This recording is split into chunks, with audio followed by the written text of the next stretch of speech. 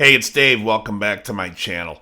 Today I want to talk about some amplifiers, specifically the JCM 800, 900, 2000, and I will go into a few other things.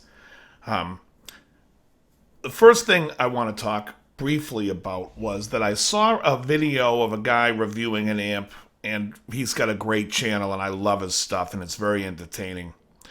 But he was looking at the Marshall code, and then he did another one where he was looking at a Line 6 Spider 5. And his review of this was like looking at it like from being a guy in a recording studio, like how viable is this amp? And it's absolutely the most absurd videos I've seen. Now, again, I said I do find him entertaining and funny, and usually pretty spot on.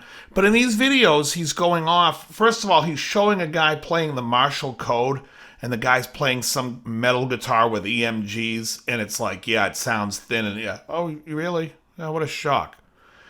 And at the end, he destroyed it, and I was like, I used to work in the PAL program in Los Angeles, and we used to go to the hood and basically try to bring music to the kids and whatnot. And anytime you would bring somebody like a guitar and an amplifier, like something like that, I mean, it would be like Christmas. You would see them light up. There was a student, and I brought him a guitar for his birthday, and he was just in his room playing that thing for years.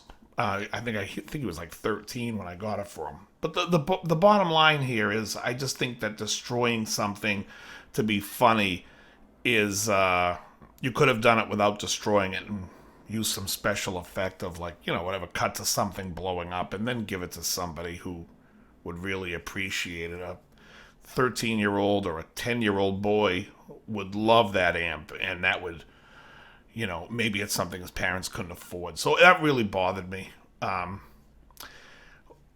the thing that really was nuts was, he's discussing the amp, but he's not plugging in different guitars to try them out and see how the amp reacts. And that's something that I think is very important. And it's also very important for a lot of people who will make claims about not liking certain amplifiers, because in general, all amplifiers sound kind of pretty good. You can dial them in and sound amazing. I used to have a JCM900 dual reverb combo, and everybody will tell you it's the worst amp. I got some pretty good sounds out of it. In fact, so much so that when I played it for a buddy of mine, he was like, I want that amp. And it sounds good. There are reasons why people don't like it, and I'm going to go into all that. First, let me talk a little bit about the JCM800. I've said this before in another video of mine. I'm going to say it again. When people say, you should go get a JCM800. Oh, the JCM800 sounds way better than that. Yeah, this won't sound as good as a JCM800. When I hear that, it drives me absolutely bananas, because the JCM800 is a series of amplifiers that came out in the 80s for Marshall. Now, I've discussed before the JCM stood for James Charles Marshall. It was his license plate. They gave him JCM800, and he made it the series when he broke free from Rose Morris. However, there are many models in this amp. The classic amp that people refer to is the single channel 2203, which is basically the same as the JMP 2203, except in the reissue, it has the effects loop. The 2204 is the 50-watt version, and then we have the 2205 and the 2210, the 5 being a 50-watt 2-channel with reverb, and the 2210 being a 100-watt 2-channel with reverb. Now, the 2205 and the 2210 introduce a clipping diode that you can dial in. And I think it's on the gain knob, and I'm not 100% sure. I'm not going to pretend to know, but I think it's around 8 or 9 when you put the gain up to that high that it kicks in. So these amps sound very different than the 2203 and the 2204 when you crank them up, and depending on what you got going into the face of them. If you're playing pickups such as like EMGs that are very clean, almost antiseptic sounding, these pickups are very underwound, and they use a battery and a preamp to build the volume back up to something that's audible. And you will have very little compression because of the way the pickup is underwound. But they do not really break up an amp nice. So if you took the 2203 and you played the EMGs, I would imagine you won't like that amp. But if you took that EMG guitar and you put it in a 2210, I think you might enjoy it. Again, it has to do with how the amp breaks up. So, like, when you hear, like, all these people talking about, oh, back in the day, those old Marshalls sounded great. Yeah. People were using really low output pickups, like resistance-wise, and this isn't really indicative of the output, but you can kind of gauge it. But the resistance is somewhere like 7.5 to 9K. And so that's relatively low, 9 being more of the mid. But an amp like a 2203 or even a 1959, which is the single channel, no master volume, which in the late 60s was the Plexi with the plexiglass, that would really break up nicely, decked with the pickup that's playing like that. In fact, even if it was a little hotter, it would be a little nicer. They react nice to a hotter sounding pickup. But they also sound nice with a low pickup with very little compression. It has a great sound. Not as low as a EMG, mind you. But so the 2203, the 2204, the 2210, the 2205 are all out around 1981. And there is some 1959s being made at that time with a JCM900 moniker on it. And around 1986, they did some tweaking to the 2203 and 2204. Now I'm not sure what the technical thing they did was. I know it's got a less filter cap, and I don't know the technical aspect, but I do know that it runs with a higher gain, and the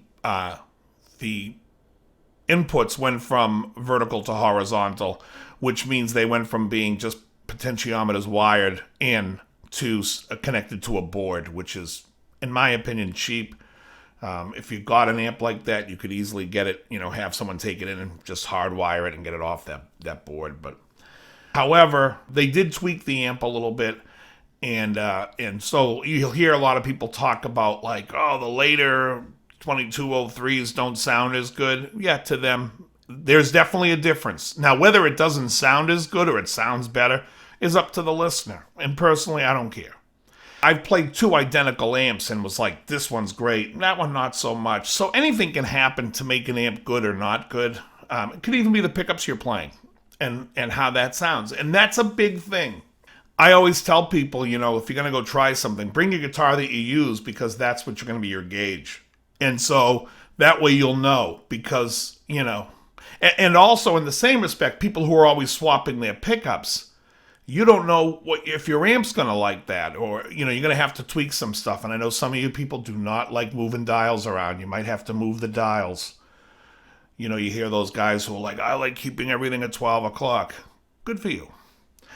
So anyway, that is what JCM900 was, and when the 90s came around, they changed it to the JCM900, and they wanted to make some tweaks, and they wanted to keep up with the gain stages being a lot bigger on amps like the Mesa Dual Rectifier and everything else that was coming out. They wanted to compete, so they came out with the 2100. Now, the 2100 is a tweaked version of the 2203.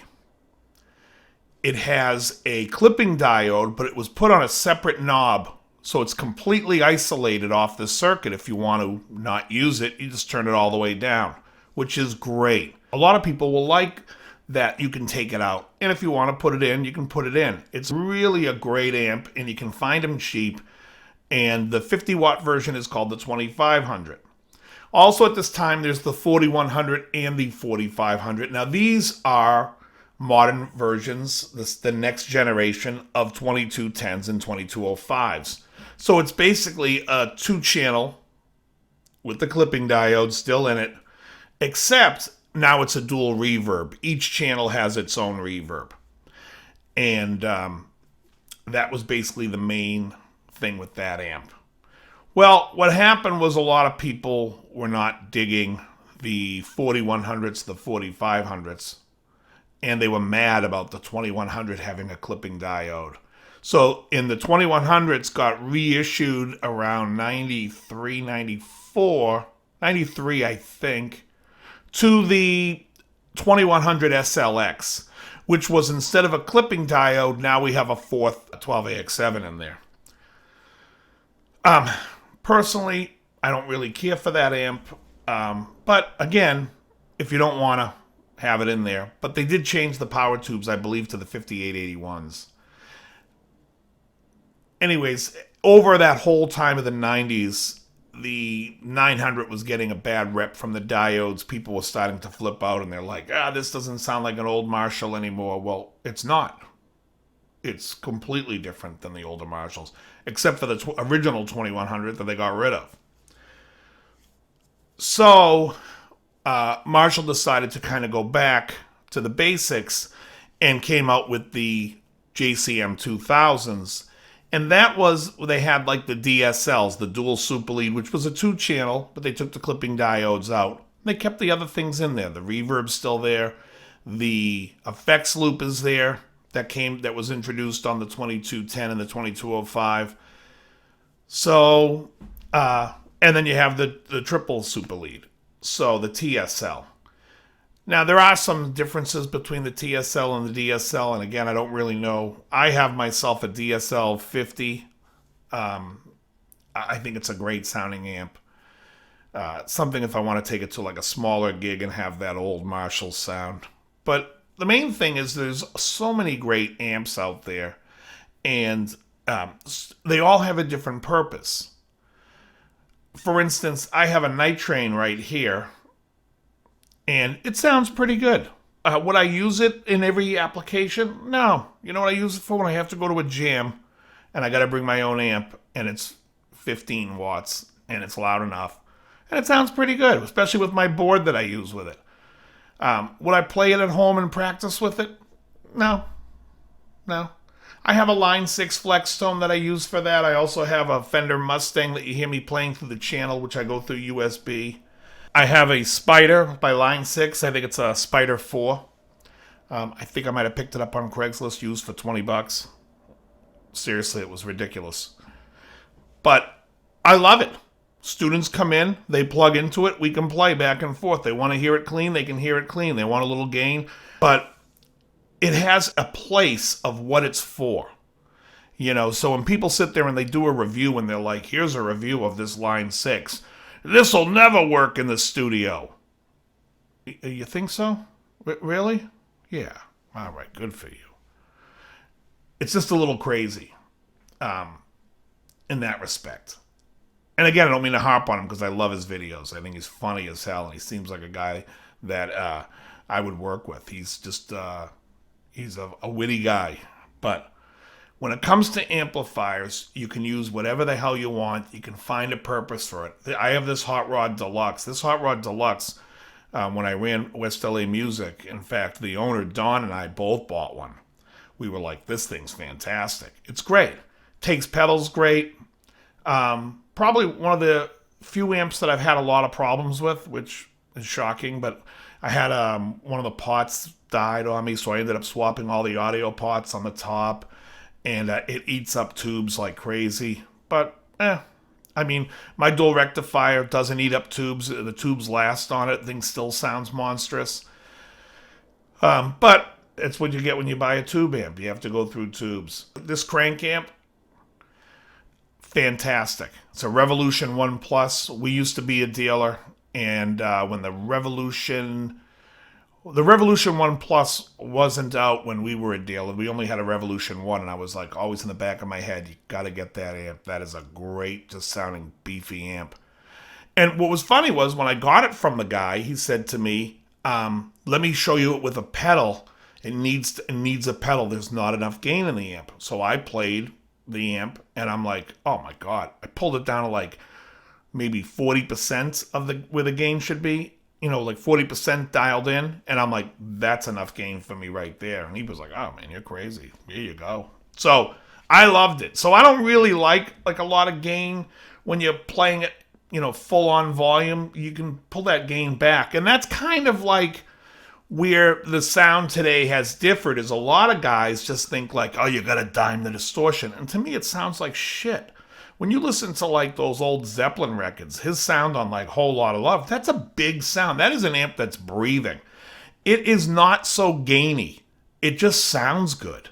All those records back in the day, when you listen to Rush and you listen to like these, like especially when I say that, like the golden years of Rush, so I would say that's from like Farewell to Kings to Signals. Those sounds are fantastic, and they're not over the top high gain. When you listen to like even Judas Priest, and you listen to whether your favorite album is British Steel or their best album, Screaming for Vengeance. No, I teeter back and forth. I don't know which one I like the best, but Screaming's always been my favorite. But lately, I've been listening to a lot of British Steel, and I go back and I'm like, I love the tones on that record. Or you listen to Michael Schenker Group, MSG, and I recommend getting that album from 1981, MSG, to really hear that's like the quintessential Marshall tone on a record. It's just fantastic. You can hear it's a Gibson Flying V plugged right into a Marshall. Sounds great. But those sounds aren't super, super high gain. Even like Iron Maiden, when you listen to Peace of Mind, that is not a super high gain sound. And those are the sounds that I tend to like and go to. I listen to bands like Slipknot, and I think their sounds, their recordings sound fantastic. And a lot of times when you listen to a recording, you're listening to what the producer has tweaked of their amps or what they have changed. And if you watch the movie, and I remember this visual because I saw it in the theater, Some Kind of Monster about Metallica. And they were recording, and not one guy was recording with active EMG pickups. Everybody was playing old Gibsons. Like Master of Puppets or Injustice for All, whether you like the album or not, to me the recordings sound terrible. But that's just me. But when you listen to the Black Album, like that recording is really nice. And same with Megadeth. If you listen to Megadeth and you listen to like Countdown to Extinction, the sound quality is so superior on Cryptic Writings. Now, you may think Cryptic Writings is not a good album or it's not as good, but sound quality-wise, the production is 100 times better. And I'm nothing against Max Norman. It's just there's two different production values there, and you can listen on your stereo and crank it up and hear the difference. One, it's like you're getting blown away. It's like just big. And the other one's a little thin. And like you listen to the production of Skin of My Teeth, and then you listen to the production of Use the Man, and I just think that it's night and day. Now, these are all my opinions, and you don't have to agree with them. In fact, if you don't, I'm coming to find you. No, I'm just kidding. But no, I mean, if there's just so many great amps there. But let me tell you, though, I will say this again. The pickups really are important, and so are the speakers. You can see here I got a bunch of heads back there. The Vox Night Train, this amp used to have a custom speaker in that custom cabinet. It sounded terrible. A buddy of mine calls me up and he's like, hey, do you want to buy this British-made Celestion from me? I'm like, yes. So I put it in there, and now the amp sounds fantastic. So the speakers matter. The pickups matter. The amp, most amps are pretty close in design. It just depends if you like that sound. That's it can be whatever it can be. So, but what drives me nuts is I hate when people say like, oh, the JCM900 sucks. Yeah, which one? I have a 2100. Fucking thing's awesome. The 800's the best one. Which model? The 2210. I don't care for the 2203. I love. So it's like, it's just, when you hear that, just understand they don't really know. And, which is sad. But you should know what you're playing as far as what you own. I don't think you need to know every fucking piece of gear out there. I think that's absurd too. But at least know what you have. Because if you ever need to get it again, if someone says, Hey, my Marshall JCM 800 broke down. I need a replacement for tonight's gig. Oh yeah, which model is it? I just told you it's the 800. Yeah, yeah. We're gonna take care of you. You want to go in the back and take a look and tell me what number model it is? Thank you. You know what I mean? It's like that's all I'm saying. It's just know what you got.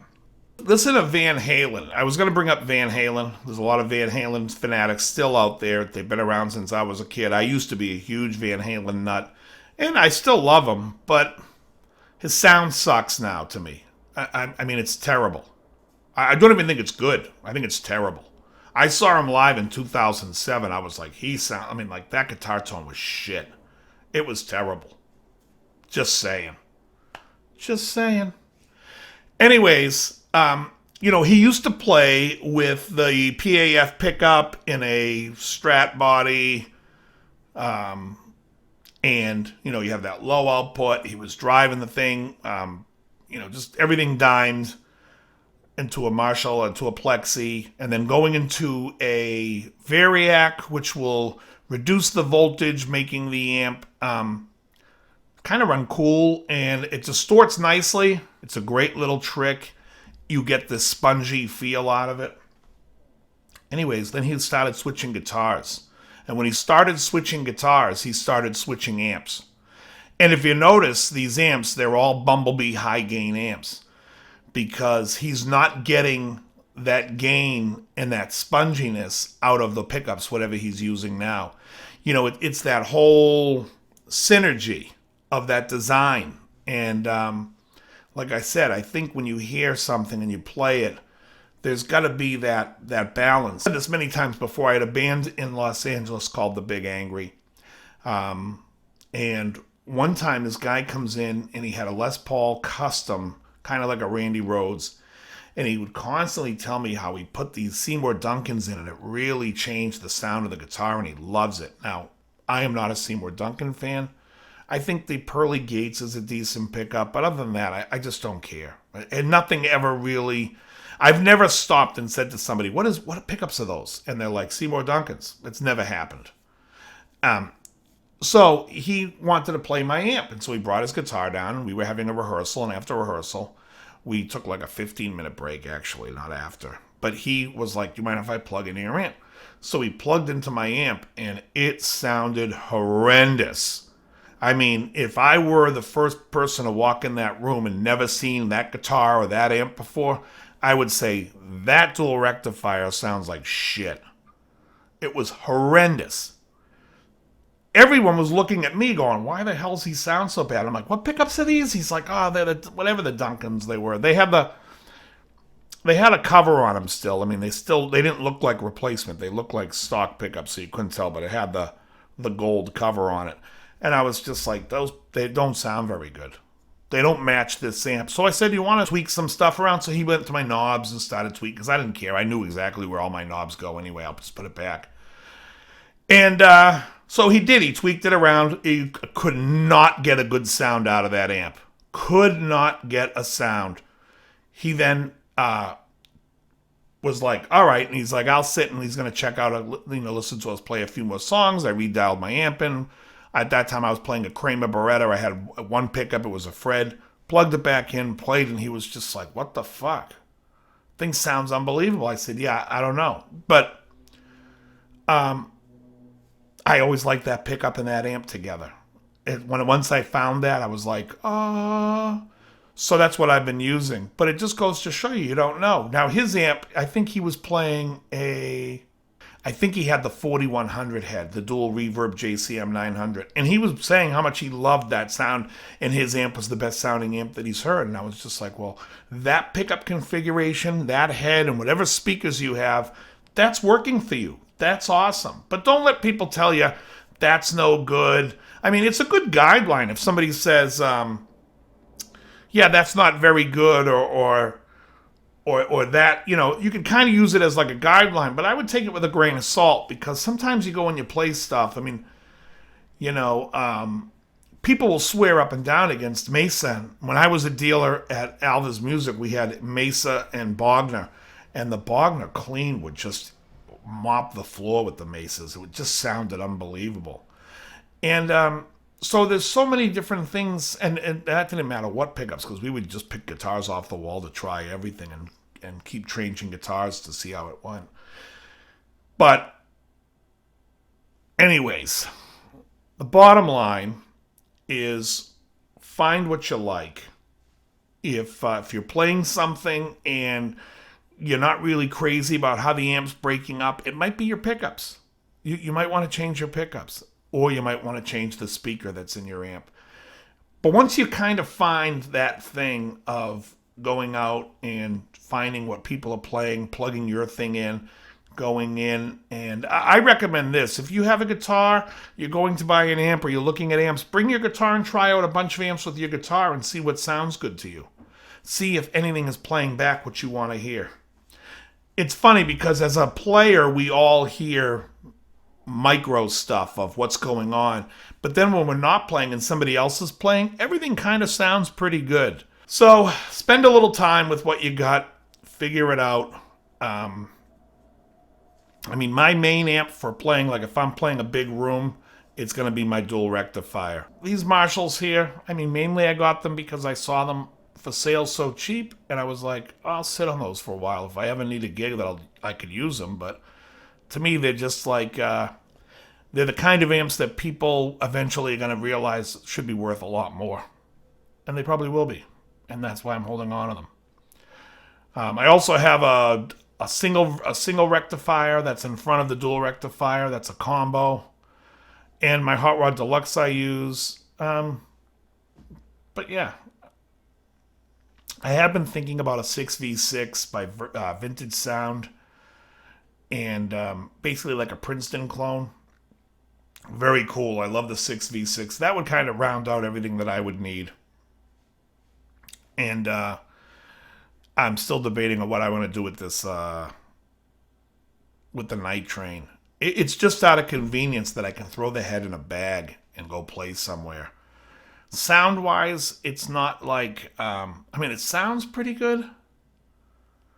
In fact, I'll put a clip of what it sounds like going through my board real quickly here.